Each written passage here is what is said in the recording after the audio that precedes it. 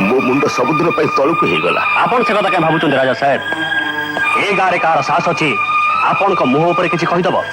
मुह पर सीना कहबेनी हेले पछरे तो कहबे गोटे बापर मन रखी पारि रंजीत। बुझुची राजा साहेब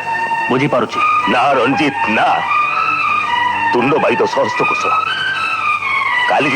विवाह प्रस्ताव उठिब अजथा व्यस्त होती कहीं राजा साहेब आपण झील को बाहा कौन पात्र अभाव हम जड़े तो आपण आखि सामने अच्छी हाँ आपण जदि किसी खराब न भावती ताहले मु बुबी को बाहा को राजी अच्छी अजथा चित्कार करतुनी राजा साहेब मु बोली बुबी को बाहा को राजी होची नहले बुबी जमती अजना पुरुष सहित राति पर राति कटई चलती किए जाने से को अवस्था थी तेणु मो छड़ा